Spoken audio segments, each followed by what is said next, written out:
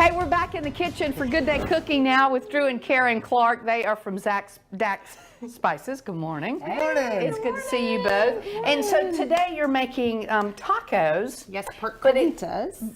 Say the official word? Carnitas. Okay. But it's in the Instapot. Yes. Okay. Yes. And I figured I'd show you, everybody probably got Instapots for Christmas. So I wanted to show you maybe how to use it. Yeah. And Now, some of you may be using them for a while because they've been out for a little bit, but they are still catching on to a lot of people. And you really have to get that timing down. The timing down, and I think the secret is saute, cook, reduce. Okay. And if you kind of apply that to whatever protein you're using, you're going to do well. We're going to get to what you're doing in just a minute. Okay, he's ready. He's got his sauce ready. Okay, so what meat do you start with? So I did country style pork ribs. They're boneless. It's essentially like a pork butt. Okay. But I find it's easier to work with because they're smaller pieces because you're going to cut them into little cubes. Okay. So country style pork ribs. Yes, the boneless kind. Okay. Yes. And you're going to put the saute function on, and I've already done that. So you're going to put some oil in the bottom of your pan. The sizzle? You hear the sizzle. So this creates a nice brown crust on the outside of your meat, and it makes them really tender. So that's why I always say saute your meat first. Okay, and this is just the saute function. It doesn't have to build up. It starts sauteing pretty quickly. It does. I think it's been on for about 5 minutes. Okay. But that you don't necessarily have to have it on there. All right. So you're going to make a nice brown crust on all of the pork, and then you're going to take it out from the pan. And then this is Drew's favorite part. So we're going to put some beer. I have to steal his beer. Okay. Sacrifices he So whatever makes. kind of beer you like. Whatever kind of beer. And if you don't want to use beer, you can use chicken stock. And All right. so I'm going to use about half the can. So you've taken the meat out and the juices are in there. The juices, yes. So it's going to render a lot of juice. Okay. And I'm going to add the half cup of liquid, which could be the beer or chicken stock. Okay. And then this is 2 tablespoons of our taco night seasoning. And then you're going to put all the pork pieces back in there. That you've browned. That you browned. Okay. And then you're going to put the lid on it.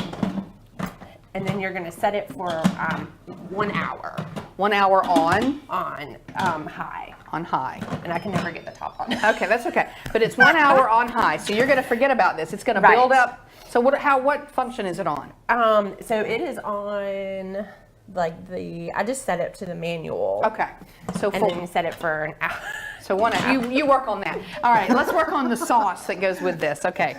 All right, how do you do this, Drew? Well, this is a ranch sauce, also known as Galapagos sauce. Very good. And I have already blended together 2 tomatillas and a 3/4 cup of jalapeno. You can always cut that back or add more the more spicy you get.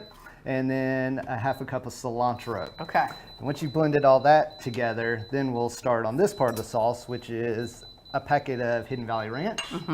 Then we add a 3/4 cup of sour cream. All right, just regular sour cream. And regular sour cream, and the same 3/4 cup of mayonnaise. And 1 teaspoon of Dax Taco Night. Okay. And we're gonna mix all this together and add that. Okay. And then for consistency wise, we have some buttermilk, and you can just keep stirring that in Until it's the thickness that you until it's the thickness you want. All right, you continue to do that, and this is what it ends up looking like? Yes. So it doesn't really make it that green, does it? That's interesting.